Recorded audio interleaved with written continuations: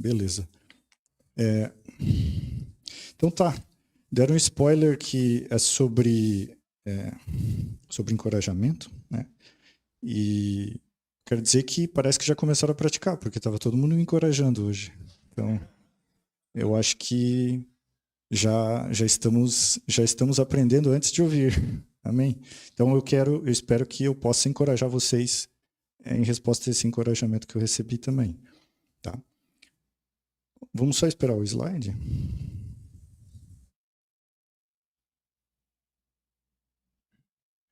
Mas já explicando esse primeiro slide, a ideia principal é que é uma série, né? É uma série, e é uma série de 4 pregações. Então, eu coloquei 4 pontos ali, né? E a inspiração era um mapa, né? Então, meio que a gente começou navegando desde a primeira semana para chegar nessa última semana. E então todas as pregações estão conectadas, né? E tem o objetivo. Então, a responsabilidade hoje é tentar fechar de uma forma prática tudo isso.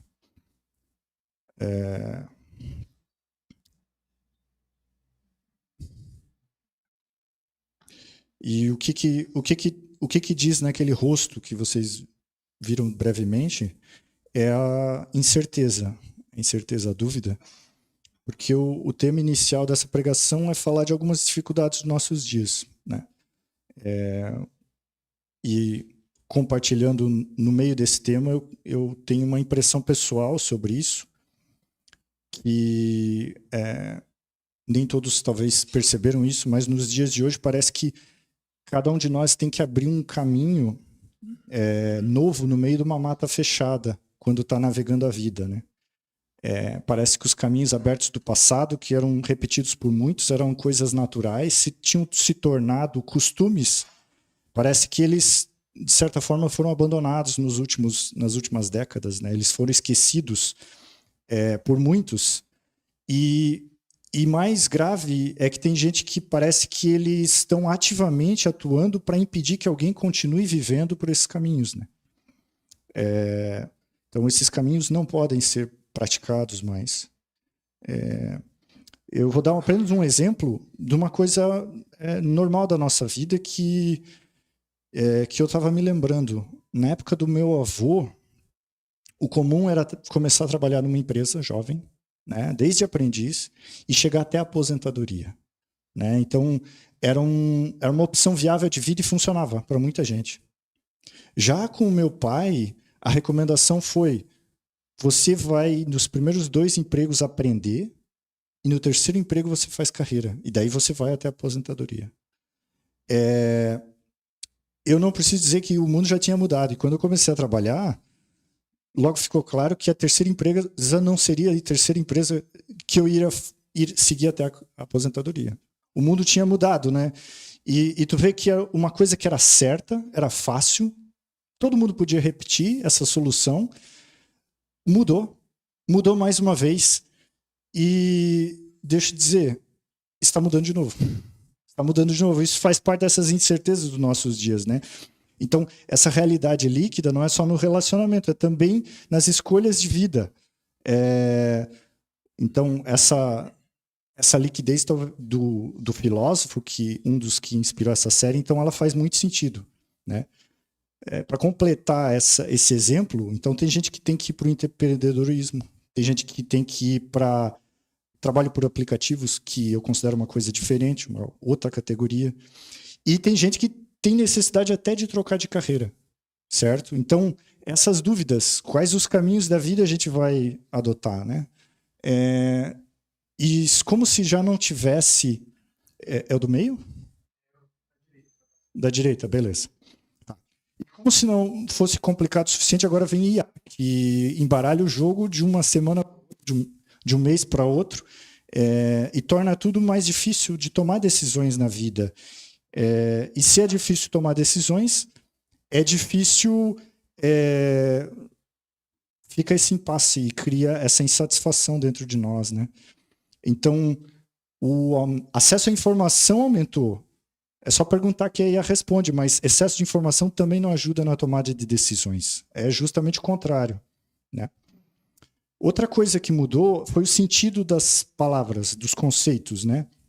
Antigamente, casamento era uma coisa bem clara e todo mundo entendia da mesma forma. Hoje em dia, já não é assim. Então, casamento serve de uma forma para uns, para outros de forma diferente. Outras palavras, felicidade, as pessoas definem de forma diferente. Sucesso, o sucesso é o profissional, o sucesso é familiar, o sucesso é fama, é dinheiro. O que é o sucesso? Até mesmo o amor está sendo definido de formas diferentes.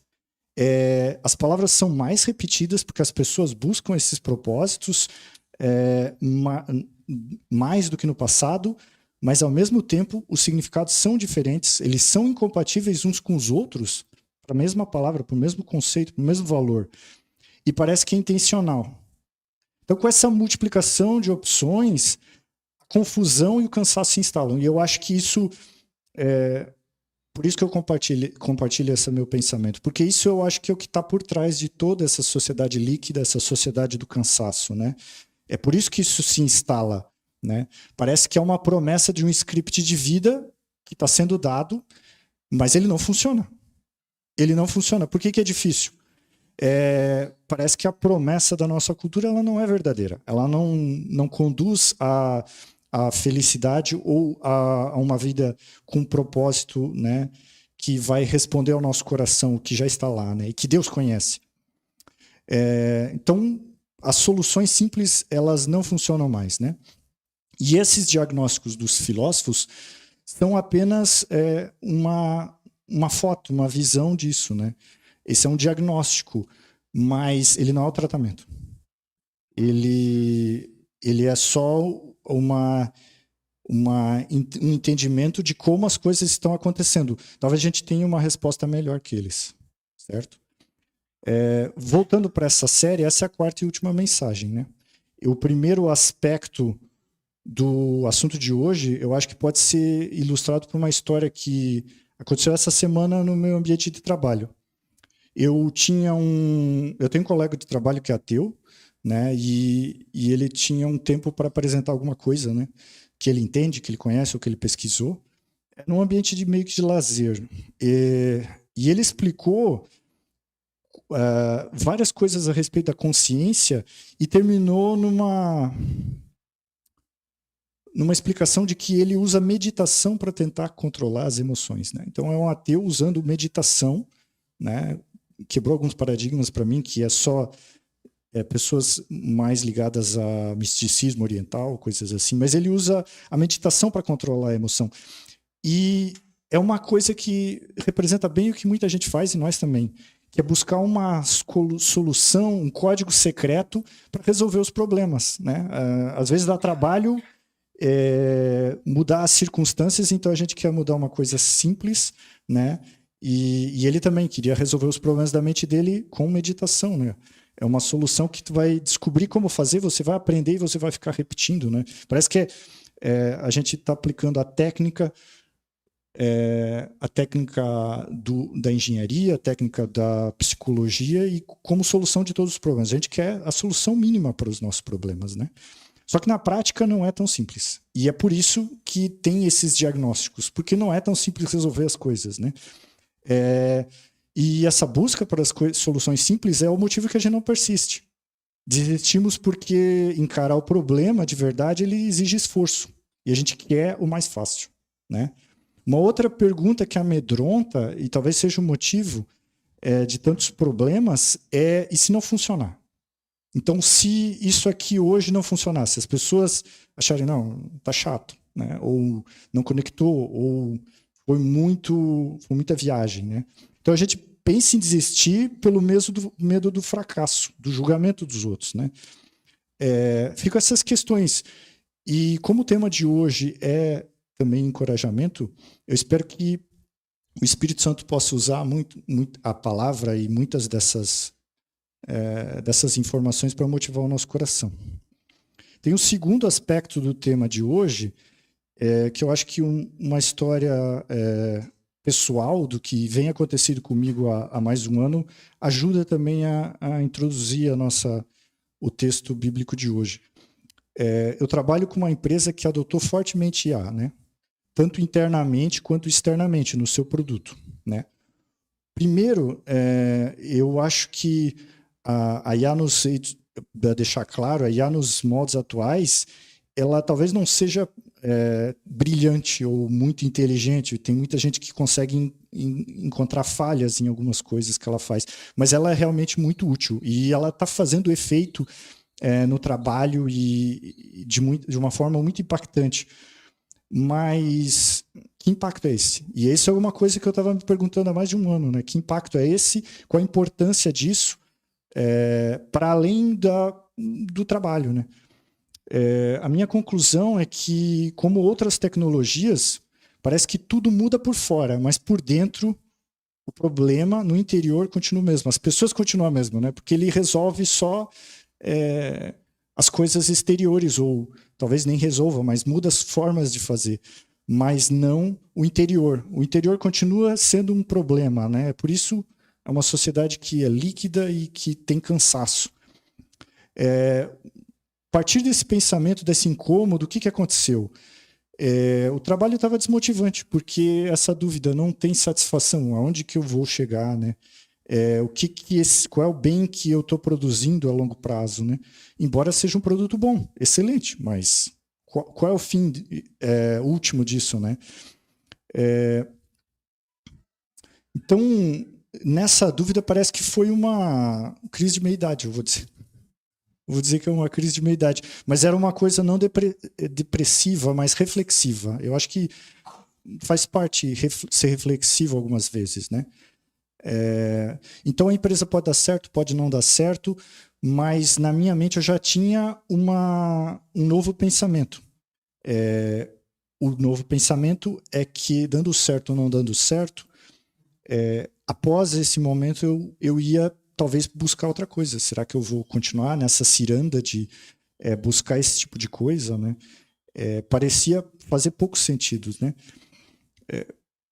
Por que isso? Porque essa redireção das minhas intenções, das minhas prioridades. É porque eu acho que as pessoas hoje, elas precisam de significado.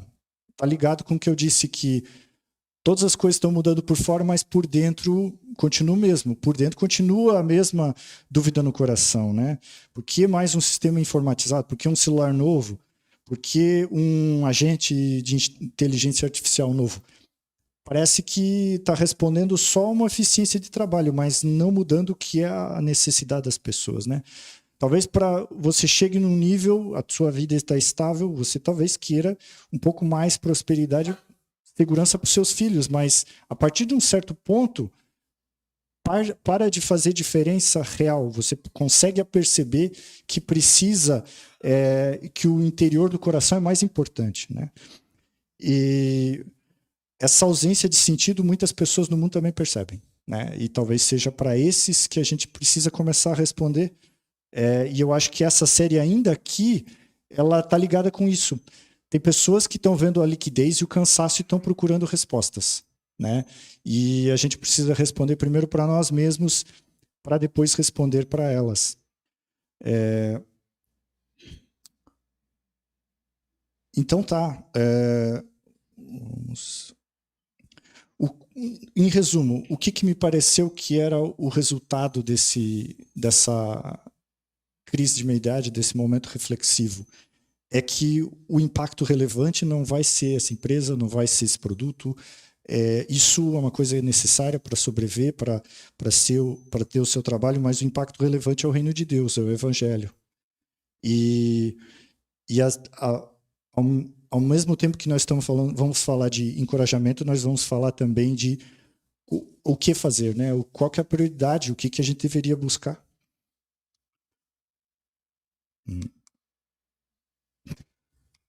Opa! Isso aí. Então tá, tem que ter paciência. Então tá, o nosso texto de hoje é Gálatas 6, 7 a 10, que diz assim: não se deixem enganar, de Deus não se zomba, pois o que o homem semear, isso também colherá. Quem semeia para a sua carne, da carne colherá a destruição, mas quem semeia para o Espírito, do Espírito colherá a vida eterna. E não nos cansemos de fazer o bem, pois no tempo próprio colheremos, se não desanimarmos. Portanto, enquanto temos oportunidade, façamos o bem a todos, especialmente aos da família da fé. Aqui é a conclusão da série, ainda aqui, né? Na primeira semana, numa pequena retrospectiva, a gente falou, o tema era quando tudo muda, o que sobra, que estava lá em Gálatas 1, né? Então era a experiência de Paulo, Paulo contando a sua experiência e a gente recordando sobre o momento que ele caiu no chão na estrada de Damasco, quando ele teve encontro com Cristo ressuscitado. E como esse encontro é crucial e deve ser central na nossa vida, né? Porque todas as outras coisas elas passam, né? Essa sociedade líquida passa, essas tecnologias passam, essas formas passam, mas Cristo é aquele relacionamento, aquela presença que é real e vai continuar apesar de tudo mudar. A segunda semana, o tema é Eu não me aguento mais, e a leitura estava em Gálatas 2. A partir da constatação do filósofo Byung-Chul Han, é que nós estamos nos esgotando, perseguindo uma performance, né? Muitas vezes sem alvo claro, a gente parece que continua se reformando e não sabe o objetivo. Mas na sequência desse pensamento, dessa busca nesse mapa, dessa série, a gente parte do encontro com Cristo, parte do Evangelho, da Boa Nova, e a gente entende que essas exigências de fora, essas exigências da lei, essas constantes reformas, a gente tem que morrer para elas, para esse desempenho, e entender que Cristo habitando em nós, ao invés do nosso eu exausto, deve ser o tema central das nossas vidas. É isso que vai nos livrar dessa busca constante e sem significado. Na segunda semana, o tema foi... Semana passada, terceira semana passada, o tema era livre para quê? Em Gálatas 5. Né? Então, com esse encontro radical com Jesus, esse impacto, abandonando essa busca por melhoramentos, fica um vazio. E daí agora? Qual é a direção que eu faço? Né? E, sinceramente, quando vem essa pergunta, o que eu faço, é que a coisa na teologia pode desandar. Porque existem duas escolhas erradas depois da salvação, depois de Cristo. Uma delas é, agora eu sou livre, então eu posso fazer qualquer coisa. Né? A vida irresponsável, né? Que ela menospreza o sacrifício de Cristo. Que é um erro, mas o outro erro também é uma vida meio ascética. Né? Na prática, volta a essa exigência de desempenho, que também vai nos tornar cansados de novo, e eventualmente a gente desiste, porque não dá para viver dessa forma. Então, são ambas formas de escravidão. E a proposta do apóstolo Paulo é usar essa liberdade adquirida em Cristo para amar o próximo. É simples assim. É só isso. Né? A gente pode continuar sendo livre amando ao próximo. E as obras são obras de amor. A gente não está preso. É a única forma de não voltar a ser escravo, seja dos prazeres ou seja de uma performance, do desempenho. Né? E agora a gente chega na quarta semana, na mensagem final, que não é sobre desempenho, novamente. A gente evita esse erro, é sobre persistência. É sobre quando você é escravo, não é mais escravo, mas é livre, e pode fazer ou não fazer, por que você insiste buscando alguma coisa? Por que você insiste fazendo alguma coisa? Então vamos pensar um pouco sobre esse texto. Não se deixe enganar, que Deus não se zomba, pois o que o homem semear, isto também colherá. Primeiro vamos falar de semente. Eu acho que uma coisa clara é que no Novo Testamento é que Deus dá a semente necessária. Deus dá a cada um sementes para semear. Né? A gente pode lembrar também da parábola dos talentos. Cada um recebeu talentos, cada um recebeu sementes. E nesse mundo, e às vezes até num sistema mais religioso, a gente é cobrado por talentos, por desempenho, por exercer alguma coisa que a gente não recebeu o talento. Mas Deus, ele conhece o talento que ele nos deu na mão e ele deseja que a gente ponha esse talento em prática, que a gente lance essa semente.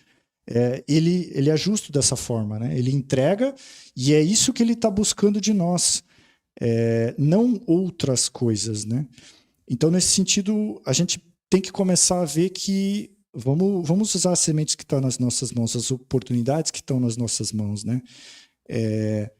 Mesmo que pareça uma semente pequena, Jesus diz numa outra parábola que o reino de Deus é como um grão de mostarda, né? Ela parece pequena, mas depois que ela cresce, ela se torna uma árvore enorme e vem muito se abrigar embaixo dela. Então, para começar a falar de perseverança, a gente tem que começar a ver o que tem nas nossas mãos, a semente nas nossas mãos, e começar a praticar ela, né?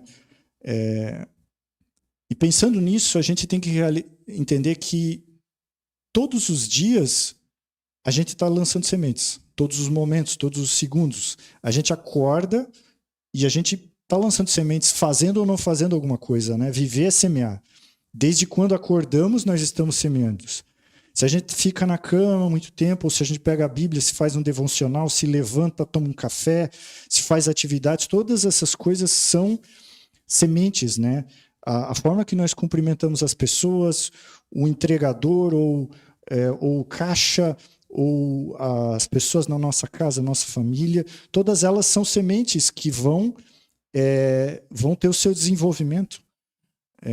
No final do dia, depois de todas essas sementes, não é sobre eu tinha que ter feito isso, eu tinha que ter feito aquilo, mas no final eu usei todas as sementes que eu tinha com prazer em fazer a vontade de Deus, em fazer as coisas agradáveis, em fazer o bem.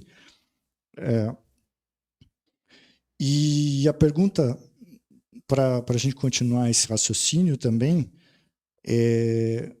qual é a semente que eu acho que é uma forma de a gente identificar essa semente que a gente tem na mão, qual a semente que a gente lança com alegria, com prazer, com vontade de coração, né? Essa é uma... Essa é algo que a gente pode perguntar para nós mesmos. Que a gente pode perguntar para nós mesmos. Qual é a semente que a gente está lançando com alegria? Sobre a escolha das sementes também é importante. Eu comecei a pensar em termos de prioridades, pensar na vida de Adão, certo? E vocês viram que eu estava muito pensativo sobre a nossa sociedade e os nossos dias. E isso vai nessa direção também. Quando ele foi expulso do jardim, Deus declarou que o trabalho dele seria penoso. E tem parece que uns desdobramentos da forma como ele agiu que vale a pena pensar, né? Então, para ele, a preocupação parece que foi que o solo não produziria facilmente, né? Ele daria poucos resultados. Ele parece que focou nisso. Ele focou nisso e saiu de cena. Não se fala mais, Adão fez isso, Adão falou aquilo.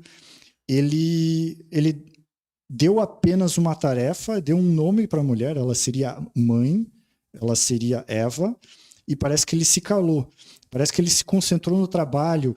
Ele parece que é só mencionado no capítulo seguinte, quando ele gera filhos. Parece que ele colocou 2 no mundo, deu profissões, e isso para mim fica bem claro, porque um se tornou agricultor e o outro criador de animais. Ele tinha uma dificuldade que Deus disse, você vai ter essa dificuldade. E ele parece que se empenhou, usou todo o conhecimento que ele tinha adquirido no jardim e se melhorou. Ele foi aquele sujeito do desempenho. Ele se tornou um profissional melhor, ele sustentou a sua família de forma melhor. E ele ainda assim foi um orientador de seus filhos, mas na área profissional. Além disso, a gente não sabe de nada. Parece que quem deu a identidade para os filhos foi a mulher, junto com o nome, porque o nome tinha um significado. Será que... E a pergunta que eu faço será que Adão focou na semente certa, na semente que importa mais? Será que ele fez menos do que o necessário? Eu diria que parece que não. As profissões não são suficientes para a vida, né? O caráter tinha sido muito mais importante, porque um deles que eu até vou ousar dizer que parece que era um pouco mimado, ou talvez muito, acabou matando o outro, né? É o perigo de a gente se concentrar somente no bem-estar físico, na solução técnica, na economia, mas a gente negligencia às vezes o coração, certo? Por isso que a gente às vezes tem que pensar no nosso legado, na nossa responsabilidade, qual a semente que mais estamos lançando, né? E às vezes lançar uma semente é exortar, até de forma mais dura, né? Foi Deus que foi tentar corrigir o Caim, não foi Adão que conhecia o seu filho e percebeu a dureza do seu coração e foi lá confrontar o filho. Mas, ao mesmo tempo, eu não acho que isso é uma negligência, algo rompante, algo exagerado. Às vezes eu vejo que o problema é que é bem sutil. É bem sutil. Às vezes a gente pratica isso na nossa vida, mas a gente pratica de forma implícita e não explícita. E nos nossos dias tem muitas mensagens explícitas e a gente tem que ser explícito com o que é o nosso valor. E o que eu quero dizer com explícito é verbalizado, é falado, é dito claramente. Esse é a coisa mais importante da vida. E o que acontece? Senão a gente repete as soluções do mundo, né? Que elas funcionam para o bem-estar material, mas nada para o bem-estar espiritual. Então você tem uma carreira, você estude, você se forme, você faça isso, você faça aquilo, você busque o seu contento, mas o que está no coração não é o que está sendo dito diariamente, semanalmente nas nossas vidas. Isso é aprendido no nosso lar por todo o contexto que tem no nosso coração, ele é aprendido.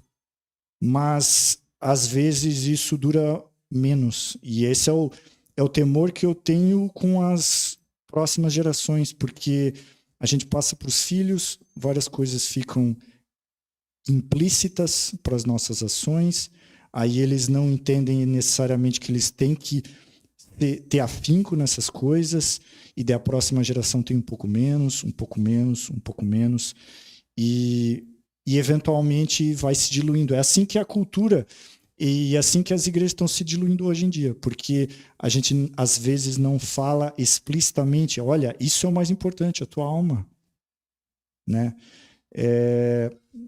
E também tem outro, mesmo que a gente faça isso no nosso lar, tem muitas pessoas que chegam na igreja e elas precisam, e elas não têm esse bom exemplo que a gente tem. Elas precisam ouvir de nós que é esse o princípio que faz toda a diferença na vida. Essa pessoa está chegando, o evangelho transforma tudo. O caráter é mais importante do que o sucesso em outras áreas da vida. E a gente tem esse papel também, de compartilhar o valor mais precioso que a gente tem, não só, novamente, explicitamente com as nossas ações, mas às vezes declarando claramente. As pessoas precisam ouvir isso, porque elas estão ouvindo muitas mensagens, né? E se elas prestarem atenção só nas mensagens, elas vão acabar nessa sociedade líquida, nessa sociedade cansada, porque o que traz consolo e conforto é realmente o reino de Deus, e resultado é o reino de Deus. Então, tem várias sementes que a gente pode escolher. E a gente tem que escolher semear o reino de Deus nos nossos relacionamentos com prioridade, com muita atenção. Certo.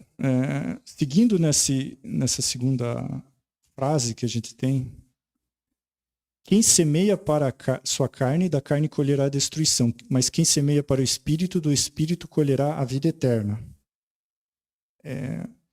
Eu acho que é importante a gente explicar, né, um pouco essa questão carne e espírito.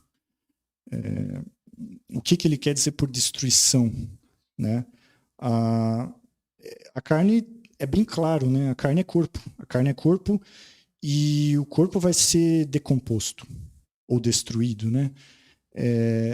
O que serve essa carne, ele vai servir um senhor que vai ser eventualmente decomposto com com o passar do tempo, né? Então, se alguma coisa que a gente faz é semeado para a carne, para o prazer, como objetivo primário, vai ter dois efeitos. Ele vai servir um senhor que está acabado, ele vai ser decomposto com o tempo. Tem os dias contados. Mas ele também faz uma transformação em nós, porque o hábito modifica o caráter, né? Então ele está nos caminhando em direção pelo hábito a um caráter que serve esse senhor que vai ser decomposto. Ele é a direção composta da vida eterna. Como entender isso, né? Eu fui buscar outro texto em 1 Coríntios 15, de 50 a 53, em que Paulo fala sobre essa questão da ressurreição. Ele diz assim, irmãos, declaro a vocês que carne e sangue não podem herdar o reino dos céus, nem o que é perecível herdar o imperecível. Eis que eu digo um mistério, nem todos dormiremos, mas todos seremos transformados. Num momento, num abrir e fechar de olhos, ao som da última trombeta. Pois a trombeta soará, os mortos ressuscitarão incorruptíveis e nós seremos transformados. Pois é necessário que aquilo que é corruptível se revista de incorruptibilidade, aquilo que é mortal se revista de imortalidade. Então, como uma parte é destruída e a outra acolhida na vida eterna? É um filtro. O que vai passar é o que vive, né? O que é morte não passa. Essa transformação tira o que é morte. E tudo que tira a morte, o que é a morte? É o pecado. Porque o pecado causa morte. Se não vai ter morte, então o que causa a morte não pode existir. Essas preocupações vão ficar para trás, né? O prazer como causa própria, o fim em si mesmo. Então essas coisas não passam no filtro, né? Por isso a gente pode moldar a nossa vida para que nessa transformação a gente já estava buscando as coisas que vão permanecer. Essa exortação das ações a partir de Cristo, né? Buscar as coisas que vão permanecer para a vida eterna. Por isso que a gente pode ter uma mentalidade diferente do mundo, porque o mundo só pode entender a carne, só pode atender os seus próprios valores. Mas nós temos uma mentalidade diferente. Por isso que a palavra da moda de hoje é desconstrução, né? Então ela está desconstruindo valores, ela está se tornando cada vez mais líquida a sociedade. Mas em Cristo, qual é a conclusão que a gente pode ter? A gente não precisa ser enganado por isso. A gente sabe que a única coisa que vai ser desconstruída é a carne, esse interesse próprio. Ele vai ser desconstruído, todo o resto, o que não é carne, vai ser preservado. Então, se não semeamos para a carne, ou seja, para nós mesmos, como é semear para o Espírito? Eu lembro do menino com 5 pães e 2 peixinhos, né? E falando sobre perseverança, a gente tem que pensar nos custos, porque semear para o Espírito é doar, não tem como dizer outra coisa. Semear como Espírito é agir que nem aquele menino. Vamos pensar naquele menino. Ele lançou aquela semente, entregou aqueles recursos para Jesus e ele alimentou uma multidão. Então funcionou. A semente frutificou. E frutificou porque ele não guardou para si. Mas e qual era o risco dele? Qual era o risco de ele entregar para Jesus e de repente na fila do pão ele não ter lugar, porque ele não era prioridade, ele não era dos que mais necessitava. Talvez tivessem crianças pequenas, mulheres, e ele, não, você já é meio crescidinho, você vai se sustentar. Se não ocorresse o milagre, ele ia perder a sua semente. Então, quando a gente semeia no reino de Deus, quando a gente semeia no Espírito, a gente está correndo o risco de perder o que a gente colocou ali. A gente está correndo o risco de não sobrar para nós. Essa é a diferença de semear para Deus e semear para o mundo. Por semear para o mundo, você está esperando algo em troca. Esse rapaz não podia esperar algo em troca, né? Ele entregou tudo com o risco de perder. E essa semente que no reino de Deus ela pode frutificar. né? Mas se a gente não tem essa disposição toda, a gente guarda a semente para nós. Então é preciso desapego, né? É preciso, porque o tempo dedicado se vai, né? A dedicação ela nos cansa, o recurso ele é gasto. E sobra a semente no solo. Isso tem tudo a ver com essa parte.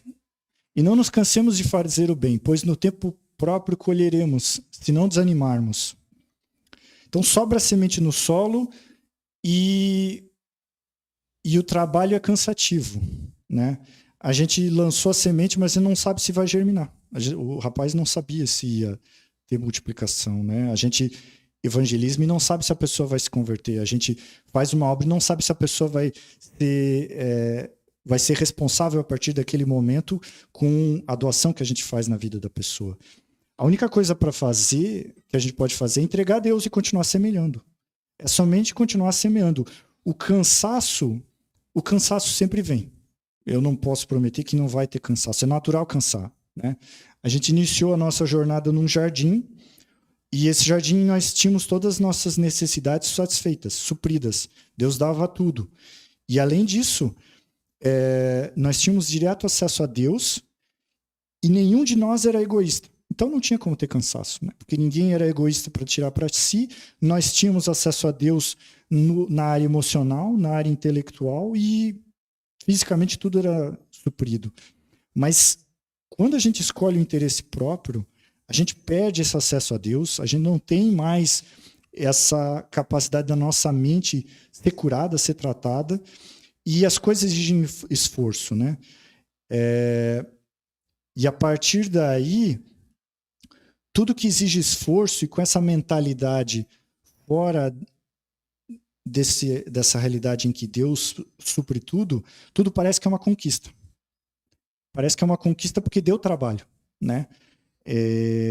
Mas também porque o objetivo é aquele objetivo do mundo, né? É usufruir, não é doar. Então, as coisas que são consideradas conquistas, a gente pode perceber que elas são porque a gente quer usufruir de alguma forma, né? Quando a gente quer doar, não é uma conquista, porque a gente já não considera mais nosso. Então a gente cansa porque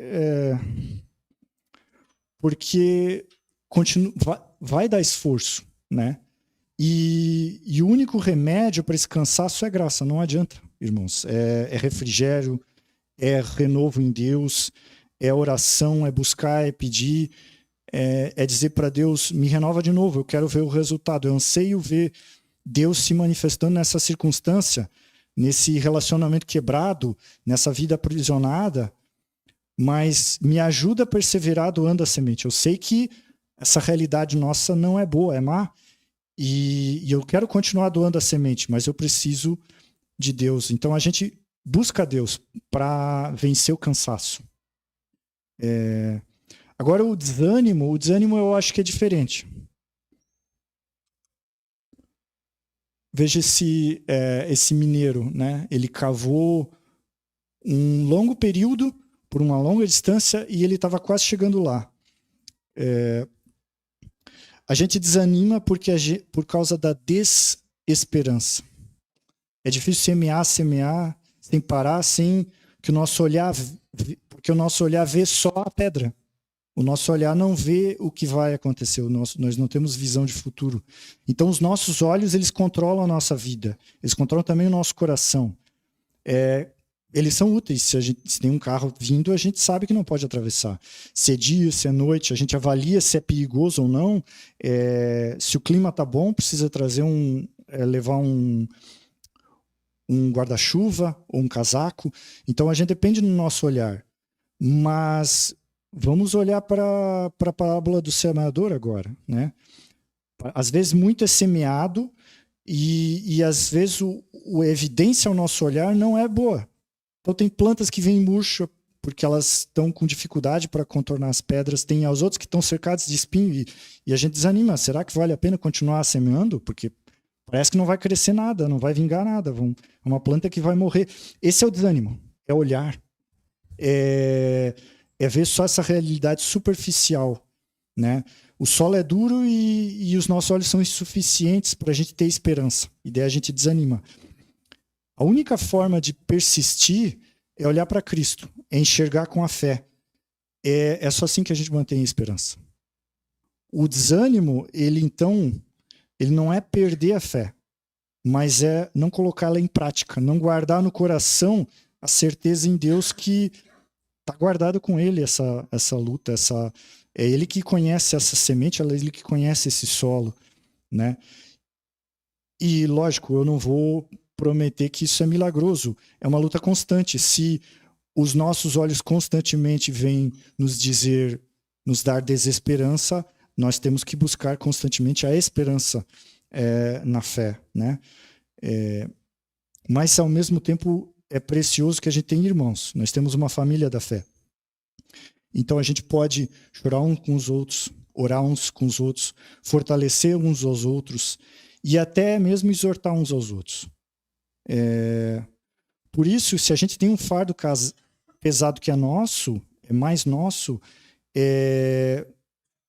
amém. Vamos buscar ajuda, consolo, abrigo com os irmãos. Mas se a gente não tem, talvez seja o nosso papel suportar o fardo do irmão, suportar com oração, suportar ouvindo, falando também, seja encorajando, seja orientando, mas às vezes nem precisa falar. Às vezes não precisa falar, às vezes é só a presença. Trecho final. Portanto, enquanto temos oportunidade, façamos o bem a todos, especialmente aos da família da fé. Oportunidades. Eu achei essa palavra muito importante, né? A gente não deve ignorar oportunidades. Quem quer semear e sabe que muitas vezes a semente está caindo em solo duro e está desanimando, sabe que quando você tem uma oportunidade, você se agarra a ela e você vai buscar o resultado ali. Porque você sabe que é raro, você sabe que é Deus que está dando, né? Paulo entendia isso. Na carta à igreja de Corinto, a primeira delas, capítulo 16, os versos 7 a 9, Paulo diz assim, ó, contando daquele seu momento. Desta vez não quero apenas vê-los e fazer uma visita de passagem. Espero ficar algum tempo com vocês, se o Senhor permitir. Mas permanecerei em Éfeso até o Pentecoste, porque se abriu para mim uma porta ampla e promissora, e há muitos adversários. Paulo entendeu que oportunidades não nos impedem de ter outros planos. E ao mesmo tempo, oportunidades não significam ausência de adversidades. Mas mesmo assim, ele sabe que Deus abriu uma porta, ele reconheceu e ele estava fazendo o máximo possível para que naquela oportunidade ele estivesse aproveitando, ele estivesse fazendo o bem naquele lugar. As oportunidades são preciosas. Então elas são brechas, tem corações que estavam fechados, eles abriram uma porta ali. É o Espírito dando oportunidade, dando uma abertura para que a gente lance a semente e a gente sabe que aquela semente a gente tem maior esperança, maior confiança. Então, nesse momento, dedique o teu coração. Dedique, seja super dedicado quando você recebe uma oportunidade. Se alguém se abriu para ouvir o evangelho, discipule, leia a Bíblia inteira se for preciso. É ali que Deus está te dando a oportunidade mais preciosa de realização no reino de Deus. Se alguém quer, não só na área espiritual, mas se alguém quer superar uma circunstância econômica difícil e está disposto ao trabalho, está disposto ao estudo, abra portas, ajude, invista. Você sabe que ali vai ter retorno. Então, a oportunidade é algo que a gente se agarra e a gente faz o máximo porque a gente sabe que ali tem o retorno. A gente tem certeza que ali Deus está fazendo a obra. Mas, além disso, ore por oportunidades. Ore por oportunidades também. Eu, pessoalmente, eu estou orando por oportunidades para compartilhar o evangelho com os meus colegas de trabalho nos Estados Unidos. É uma cultura muito diferente. É uma cultura que eu diria que eles só não são hostis à fé por um motivo. Eles não têm ninguém que vive a fé próximo deles. Então não incomoda. Eu sou o cara estranho, talvez. Porque é o cara que afirma que, não, eu creio em Jesus, sou cristão, eu vou na igreja. É surpreendente para eles. Talvez se eles tivessem mais pessoas, eles estariam envolvidos nessa cultura de antifé que existe em alguns lugares, principalmente sendo muitos da Califórnia. E essa oração, Deus, de vez em quando eu peço a Deus, me dá a oportunidade. Eu quero ver o momento que a porta se abriu e eu quero poder falar numa língua estrangeira sobre o evangelho e dar testemunho da minha vida. Eu estou orando por uma oportunidade. Mas, além disso, sobre esse fazer o bem, tem algo específico que Paulo fala no final desse texto, que é por quê? E vale a pena pensar, por que a preferência pela família da fé? Eu acho que também eu tenho algo a dizer sobre isso, né? Eu vou primeiro fazer um contraste com o mundo, mais um. Eu percebi que os motivos das divisões e contendas nesse mundo de hoje é que tem milhares de causas, tem milhares de coisas chamando a atenção das pessoas, exigindo que as pessoas ajam supostamente moralmente para tratar isso, aquilo, aquele outro. Então é aquecimento global, é minoria XYZ, demandas. Isso tem tudo a ver também com política, mas não é só isso, é sobre várias coisas. Um exemplo que fica meio absurdo é lembrar anos atrás, que os mais novos não vão saber dessa história, de um bagre na Amazônia, que virou uma discussão, comoção mundial, mudar todo um projeto por causa de um bagre. E virou a causa mais importante do mundo, um bagre. Semanas. E depois disso, o que acontece? Nada. O assunto morreu, esqueceu, né? Ou então esses temas eles vão se sucedendo um ao outro e a gente fica andando em círculos, né? Do assunto A para o B, para o C, para o D, e todos eles gerando divisão, né? Por que isso tem a ver com família de fé? O que todos eles têm em comum é que eles estão longe de nós.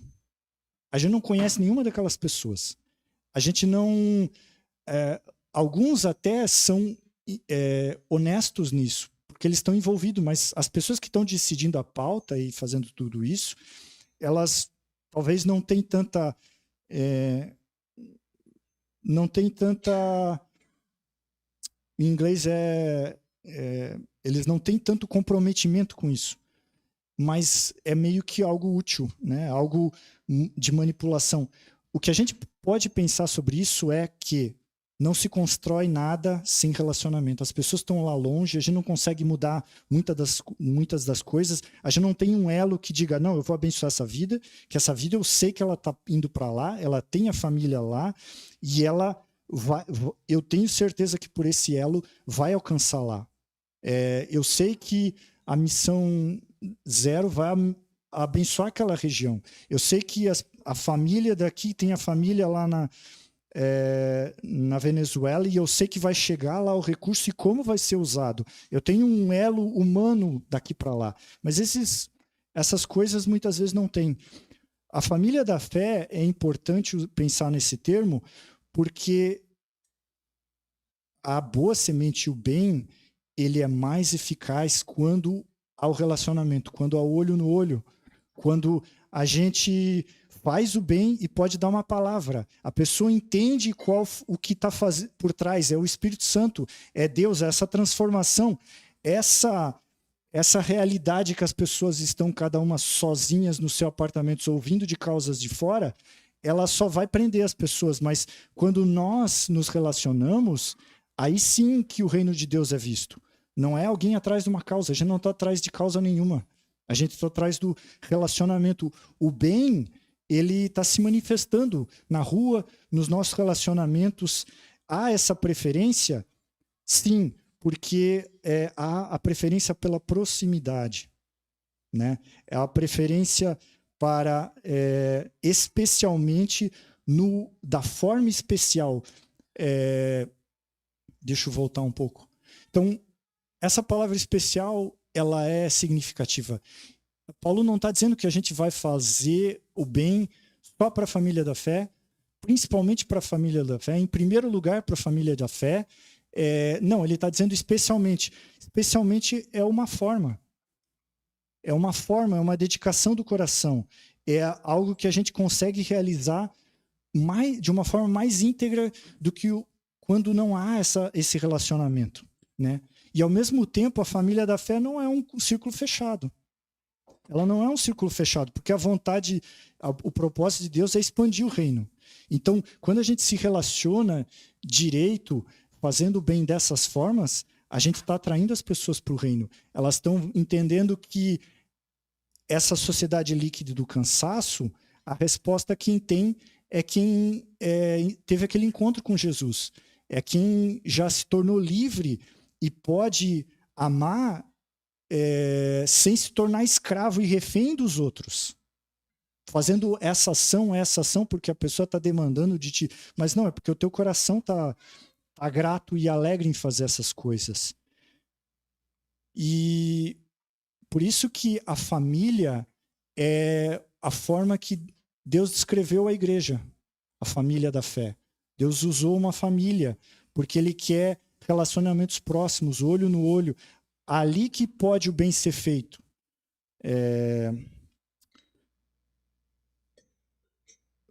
E como que eu entendo, para fazer uma última meditação antes das conclusões, por que fazer o bem, então? Uma pergunta final. Por que fazer o bem? Eu penso que fazer o bem sem essas pressões de desempenho, sem essas coisas, é como a gente vê em alguns vídeos no YouTube, que eu acho que muitos às vezes se pegam vendo, que tem uma criança, uns 2 anos, e ela está repetindo uma atitude que é bem característica de um adulto. Dá para ver claramente que a criança está imitando, né? Isso é interessante.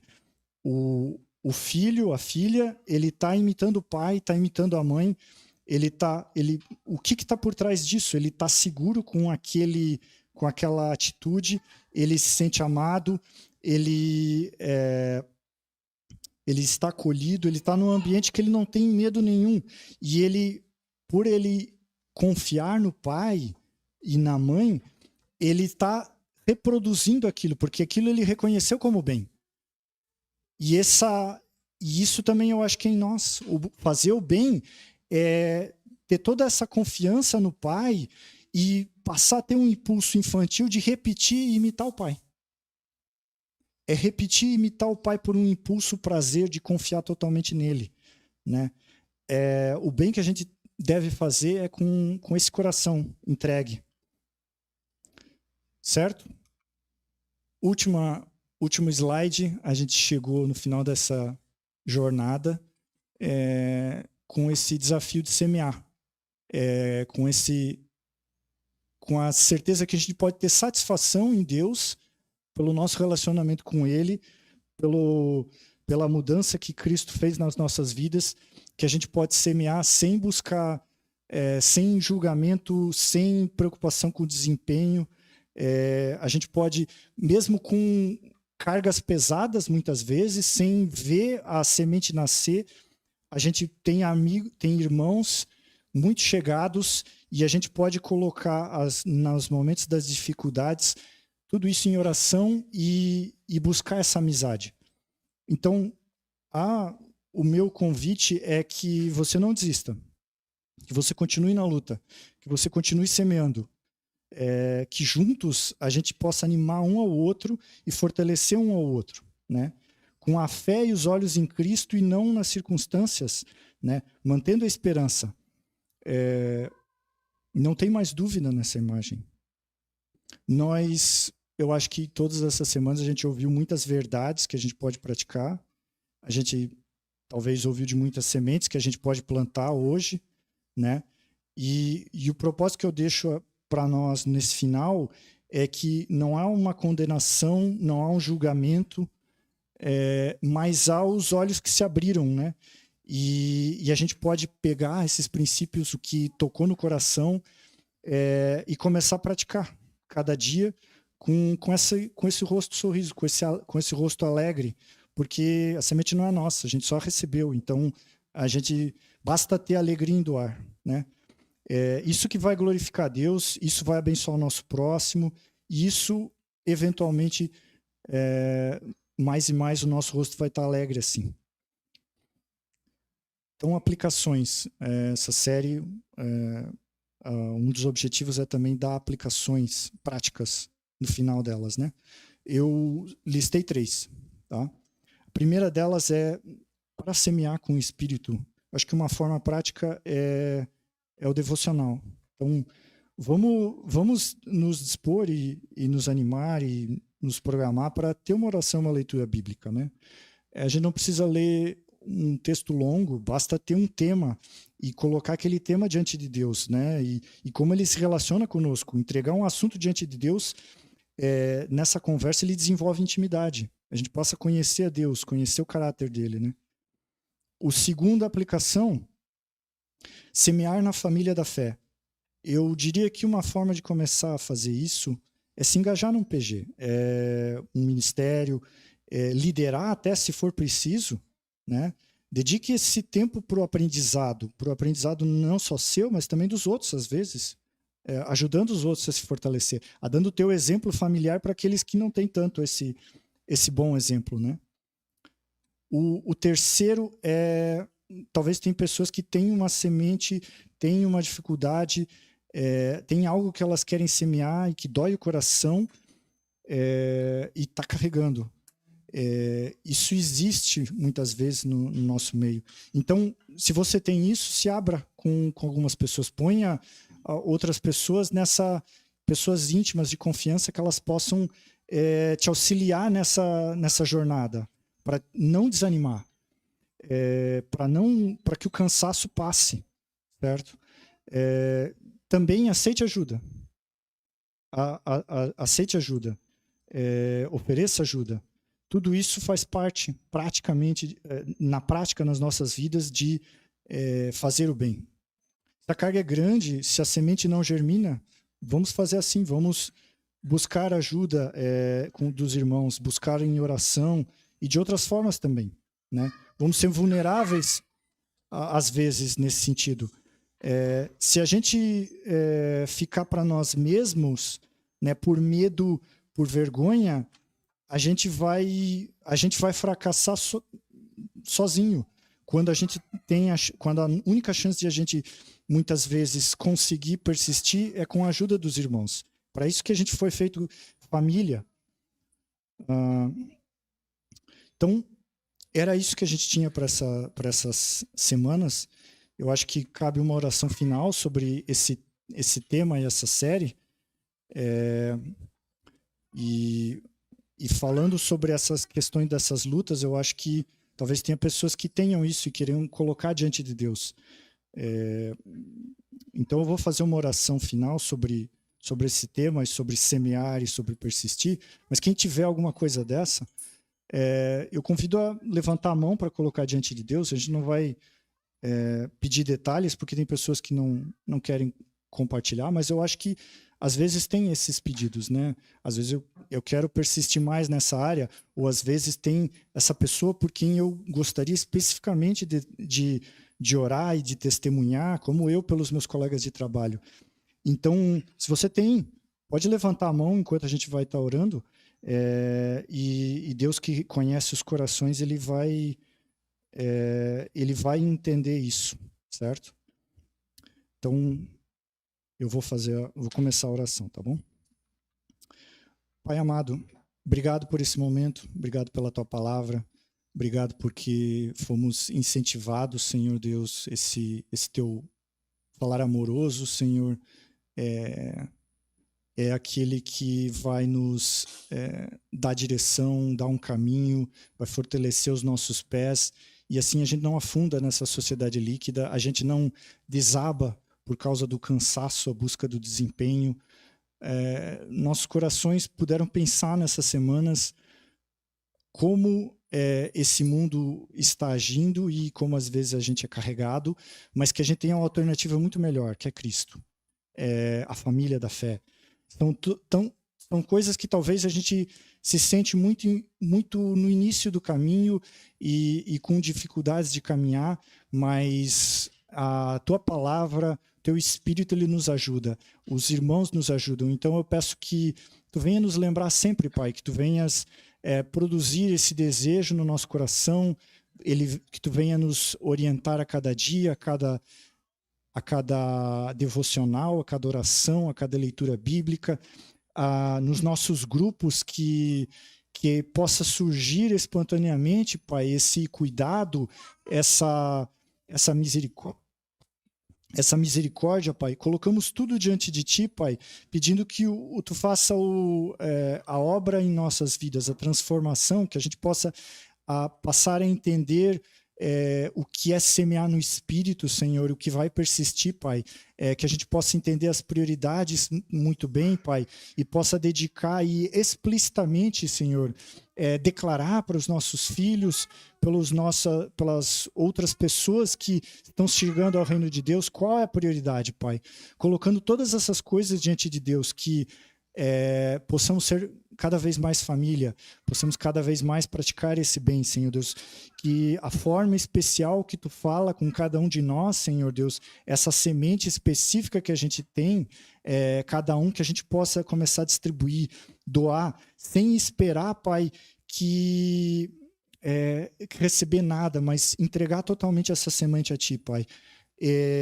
Pedimos isso, Senhor, e pedimos por todas as pessoas que têm uma dificuldade e querem colocar ela diante de Ti, Pai. Senhor, Tu és o nosso auxílio, Tu és a nossa força, Tu és aquele que renova a nossa fé, que, ó Pai amado, Tu, com a Tua graça e o Teu poder, possa fortalecer cada um, Pai, cada um, e aqueles que não têm esse desafio, Senhor Deus, que não enxergaram nada, que Tu possa tocar o coração para que possam orar por oportunidades, que eles possam orar para ter esse prazer, Senhor Deus, de imitar o Pai e fazer o bem, tanto no ensino, quanto no testemunho pessoal, quanto às vezes até nas coisas práticas da vida que as pessoas também precisam, Senhor.